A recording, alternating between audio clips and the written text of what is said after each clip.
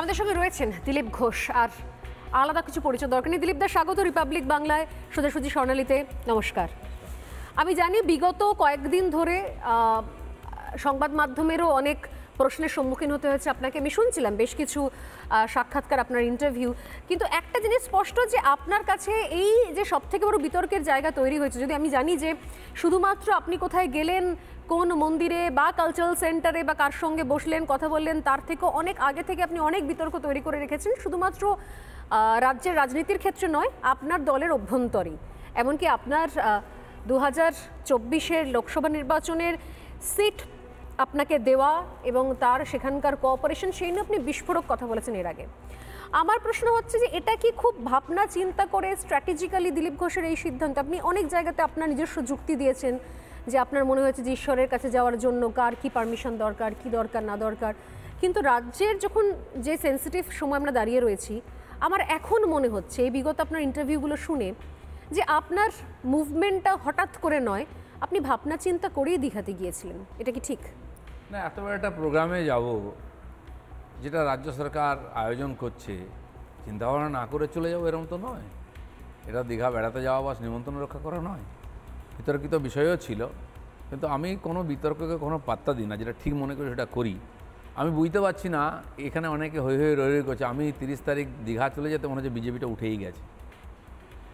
তো আমার মনে হয় না বিজেপি এত সস্তা। যারা বোঝে না বা তারা বিজেপির আদর্শ নীতি নিয়ে কোনো চিন্তা করে না, তারা এই ধরনের কমেন্টস করে আর করছে সেরকম লোকেরাই। হয়তো আমাদের পুরনো লোকেদের অনেকে মনে হয়েছে, এদের চেঁচামেচি দেখে মনে হচ্ছে এদের সত্যি সত্যি চলে যাচ্ছে নাকি, কনফিউজ।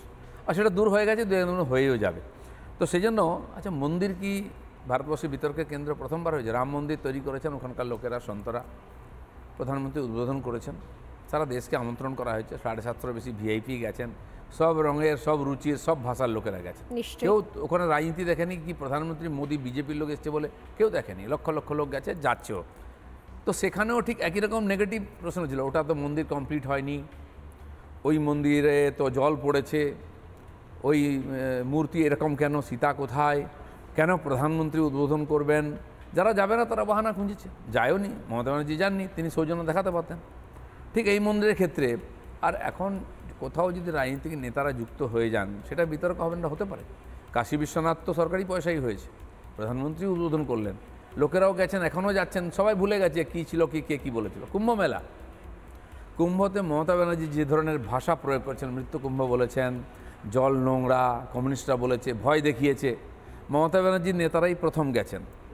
রচনা ব্যানার্জির ইন্টারভিউ, অন্যান্যদের ইন্টারভিউ দেখুন কত প্রশংসা করেছেন। এটা ভারতের লোককে কেউ আটকাতে পারবে না রাজনীতি দিয়ে, ধর্মের থেকে, ভগবান থেকে, এবং সফল হয়েছে। আর কিন্তু মমতা ব্যানার্জি কাউকে সাসপেন্ড করে দেননি, তুমি কেন গেছো আমার কথা না শুনে। আমি তো আরও মজা দেখলাম, কারোর সঙ্গে বসলেই যদি গায়ে নোংরা লেগে যায়। কালকে আমার বন্ধু কল্যাণ ব্যানার্জি, খুবই পপুলার লিডার, তার একটা ছবি দেখলাম, তিনি গিয়ে যোগীজিকে একটা ফুল দিচ্ছেন, সেটা পোস্ট করেছেন। আচ্ছা, যোগীজি কে? তিনি বাংলার কে? তিনি তো ঘোর বিরোধী। তার সম্বন্ধে মমতা কি বলেন? ভোগী, যোগী, কি না বলেন। তারপরে আমি দেখলাম না যে কল্যাণ ব্যানার্জিকে তাড়িয়ে দিয়েছে। যারা ছোঁয়াছুতের রাজনীতি করে, সেই মমতা ব্যানার্জির পার্টির একজন সবচেয়ে সিনিয়র লিডার গেছেন। সাসপেনশন করতে আসছে, আপনি কি এরকম কিছু ভাবনা চিন্তা মানে এরকম কিছু আপনার কাছে এসেছে যে আপনার বিরুদ্ধে বলছে সাংবাদিক, রাস্তার সাংবাদিকরা বলছে বিজেপি দিলীপ ঘোষকে কেন সাসপেন্ড করা যায়? আরে তুই কোন হরিদাস পাল? বিজেপি কাকে সাসপেন্ড করবে, কাকে রাখবে তুই ঠিক করবি নাকি? বিজেপি চালাবো তুই কে রে? ভিক্ষা করে খাস, বিজেপির দয়ায় বেঁচে আছিস। সে বিজেপি দিলীপ ঘোষকে সাসপেন্ড কেন পলিসি ঠিক করে দিচ্ছে, বিজেপি সংবিধান বানিয়ে দিচ্ছে। আপনি যার কথা বলছেন, যেই হোক হরিদাস না, আপনি সন্ময়দার কথা বলছেন। তার এক বন্ধু আছে আরো, যে আমার পেছনে 21 সালে ঘুরে বেড়াতো, লাখ 2 লাখ টাকা দিন ভিক্ষা চাইতো। তারা আজকে বড় বড় উপদেষ্টা হয়েছে, বিজেপি চালাচ্ছে তারা রাস্তায় দাঁড়িয়ে। কোনো বেটাকে আমি তোয়াজ করি না, কোনো বেটাকে পাত্তা দিই না। এই যারা বুদ্ধিজীবী, দেহজীবী, যারা মানে কি বলবো আমি, লোকের অন্নদাস, তারা বিজেপিকে জ্ঞান দিই। বিজেপি এত খারাপ অবস্থা হয়ে গেছে আজকে, 3 বছরের মধ্যে বিজেপি পাল্টে গেল ক্যারেক্টার। বিজেপিকে হিন্দুত্ব শেখানো হচ্ছে, বিজেপিকে ধর্ম রাজনীতি শেখানো হচ্ছে।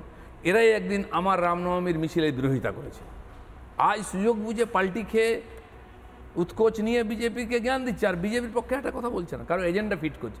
করো, বহু লোক বহুভাবে কামায়, দেহ বিক্রি করে লোক পয়সা কামায়। বিজেপিকে জ্ঞান দেওয়ার অধিকার কে দিল? 250 লোকের বলিদান বাংলায় দিয়েছি আমরা, আমাদের মতো বহু কার্যকর্তা জীবন দিয়েছি। তোমরা তো কাল এসে পরশু চলে যাবে, তোমরা পলিসি ঠিক করেছো। এরা আমার কর্মীদেরকে কনফিউজ করছেন, এদের সঙ্গে আর কিছু লোক করছেন। নানা ধরনের কন্টেন্ট দেখার জন্য লাইক করুন, শেয়ার করুন আমাদের ফেসবুক পেজ, সাবস্ক্রাইব করুন আমাদের ইউটিউব চ্যানেল। পাশাপাশি অন্যান্য ব্রেকিং নিউজের জন্য অবশ্যই চোখ রাখুন রিপাবলিক বাংলায়।